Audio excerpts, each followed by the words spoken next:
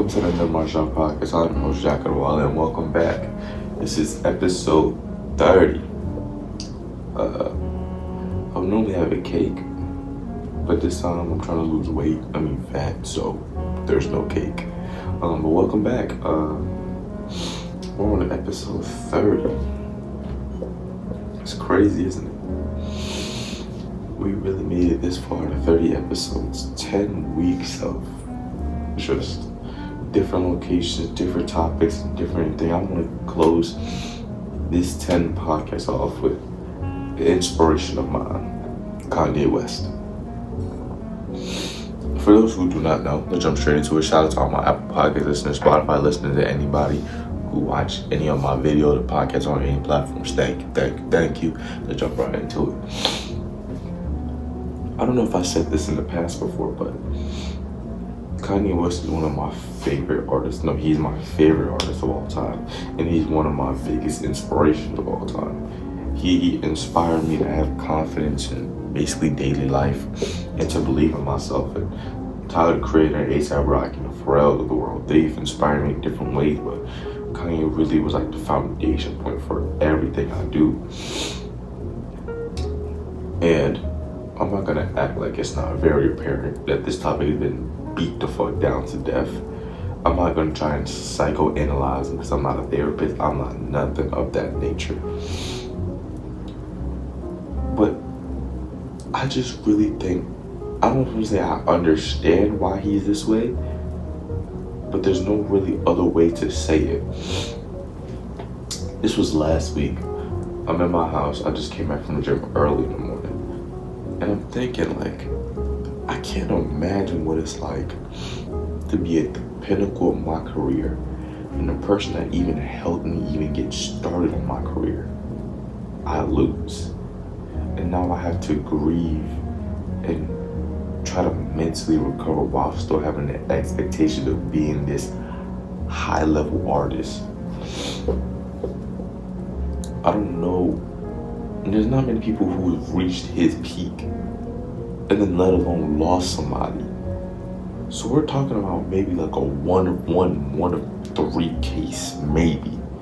Like a case that's so like bizarre, it's like it's different. You can't just, you feel me? So it's like, oh shoot.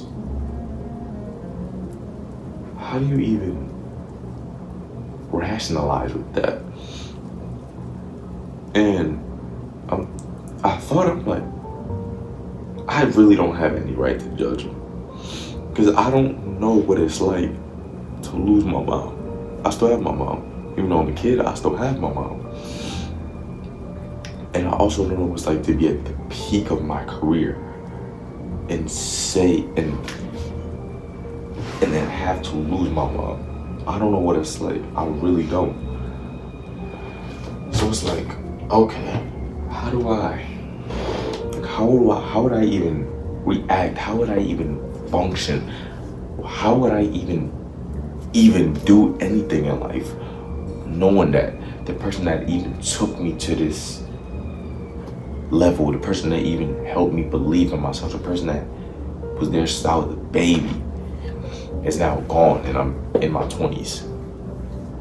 And now I have to navigate life, my adult life, as this very famous person by myself. I think Kanye has yes men because they give him any form of resemblance of his mom. What I mean by that is, you know how your mom is like gonna agree with you. Sometimes she may agree with you, sometimes she may not, but you know there's a love because you're her child. I think he somehow is finding that same love in those yes men that he has. I'm a Kanye fan. I'm a Kanye fan to death. Kanye has yes men. Let's clear all the bias out. Kanye is crazy. Yes. Kanye says outlandish things for attention. Yes. Kanye is a attention seeker. Yes. All these things are true. Don't try to say this. No, he's every single one of them that I've said. And I feel like, I'm not gonna say that all of them are the exact result of his mother, But I don't know where else it would have started. We already knew Kanye was Kanye. We already knew that was him. Kanye's always been saying outlandish things. That's his thing. But it's like, this is probably a very popular take amongst people who try to discuss this matter. It's like, when his mom died, it was like the thing that shielded us from hearing the idea that he says vanished. So like, it was his ideas. Let's say this is his ideas. This was his mother. And you see, there's still airs, there's still parts of it that leak out. But it was after it went through his mother. Something that didn't go through his mother, because he's still a grown man. But a lot of them just went through. So to go from having this right here to just having your pure unadulterated thoughts with one of the biggest, if not the biggest platform, that would mess anybody up, including me. I'm no different.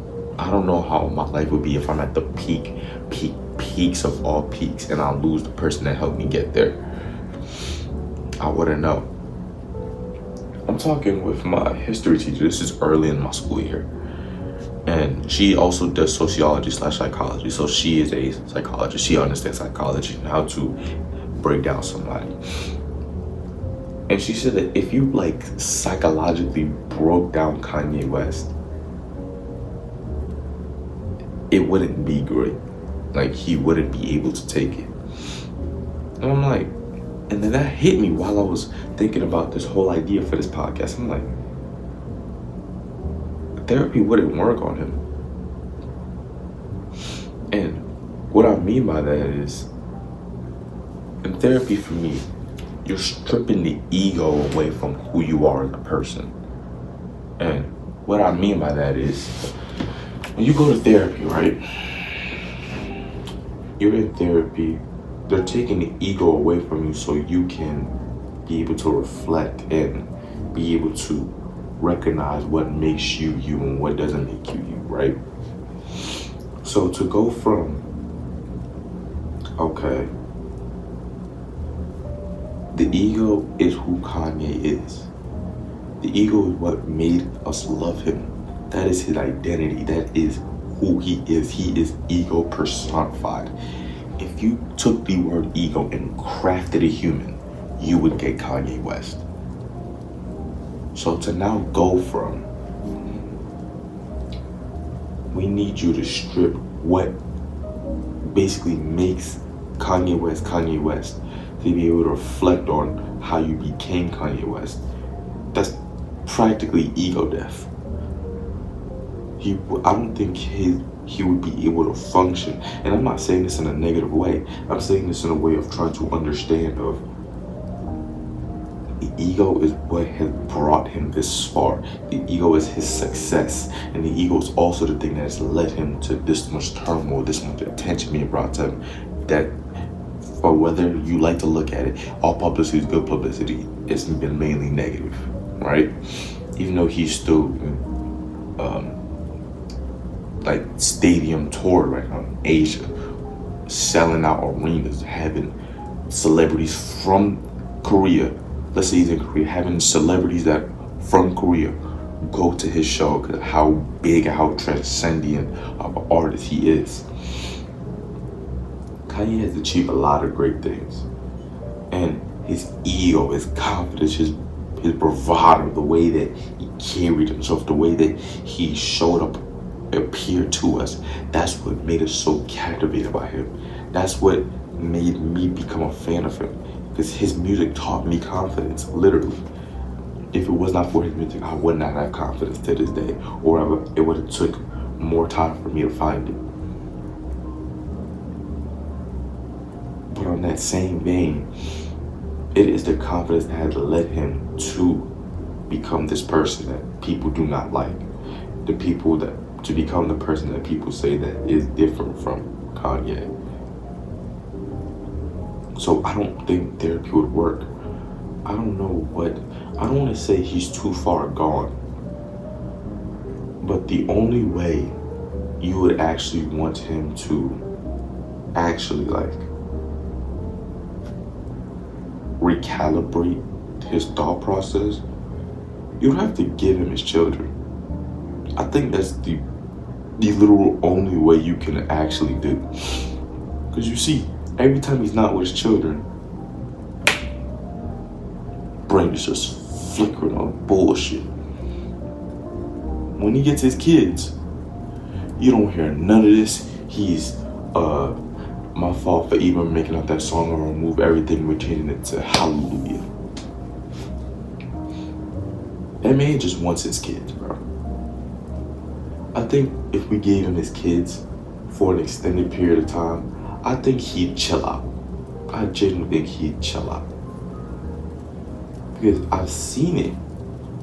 When I've seen the reaction in tweets, we can only go off tweet because he's the most vocal person to ever live to be that famous, right? But we can see in his tweets, spaz, spaz, spaz, spaz, calm, calm, calm. Okay, what's this between these spaz out tweets and these tweets? He has his children. Okay.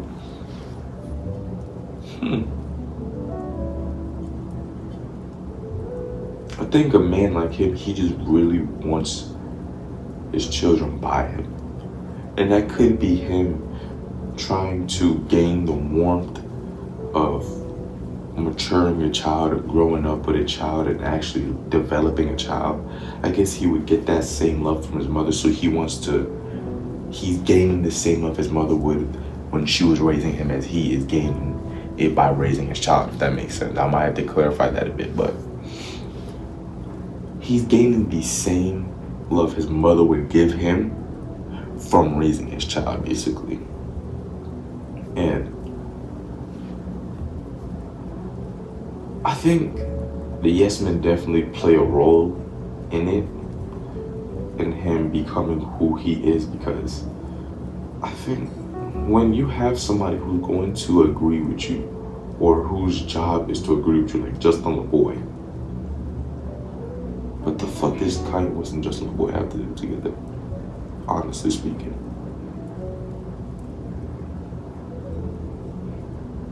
Like, genuinely answer to me this. What do Justin LaBoy and Kanye West have anything to do with each other? Tell me. I would love to know. Anyway, let's keep going. When you have somebody like that in his circle, right? What does that really do for him? Who is actually saying, no, he shouldn't do this?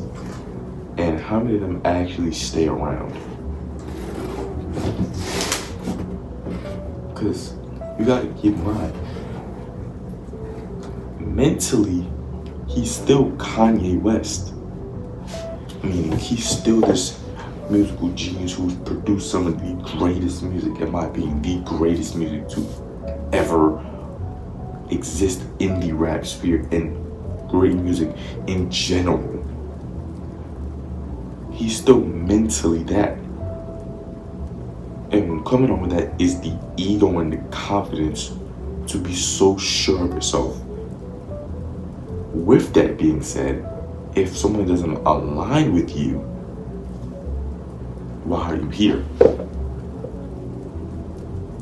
You know what I'm trying to say? So it becomes this really huge ordeal when you have people coming out saying these things about Kanye or telling experiences about him of like,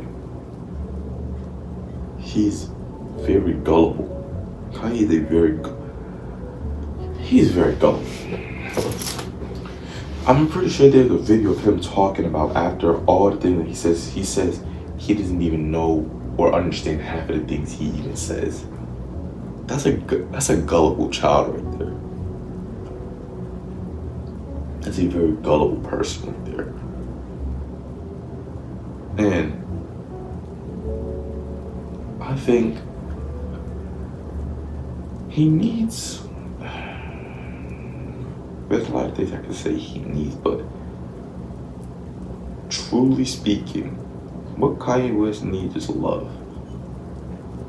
He needs somebody that loves him to death, but can be able to put up conflict with him.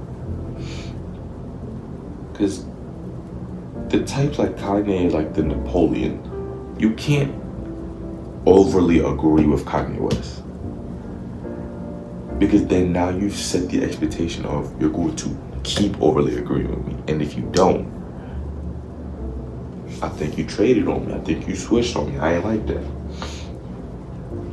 And a lot of people have came out and said that they don't operate or mess around with Kanye West. Notably, Pusha T came out multiple times and said that him and Kanye just don't really connect on anything outside of music, because that's literally the only thing that they connect on. The last piece they've ever worked on was probably maybe Daytona in 2018, and I don't think Pusha was on his album. Yeah, just maybe Daytona, and then after that, I don't think he was on Donda, and he definitely was on anything after that. So,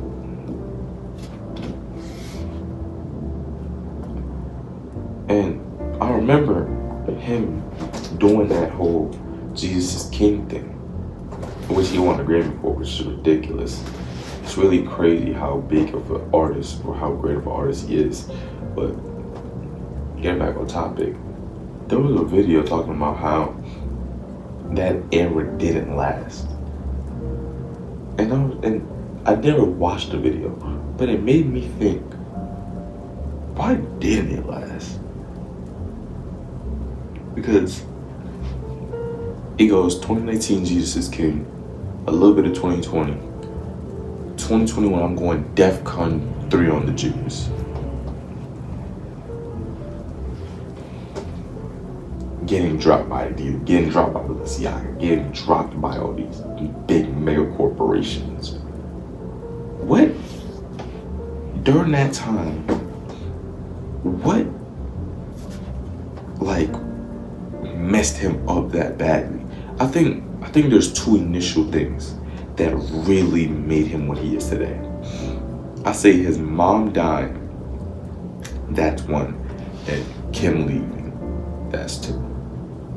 Because you remember the Lyric Hoover show in 2021, Kanye said please run back to me, Kimberly. I think, genuinely speaking, not trying to be parasocial, not trying to do anything, just simply providing an idea.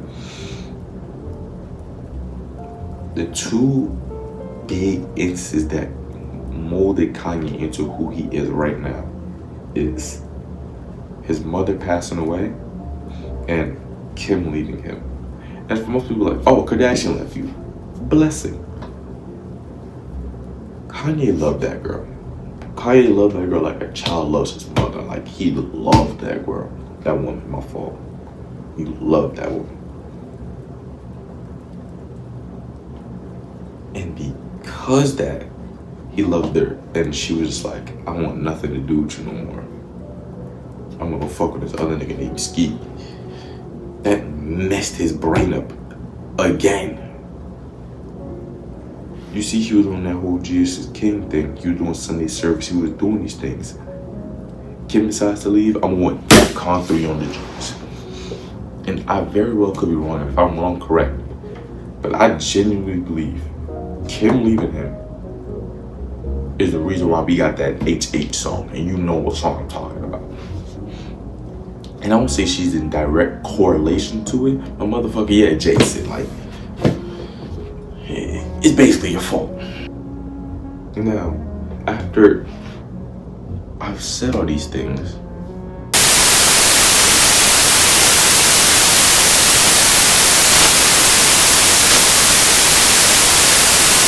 was her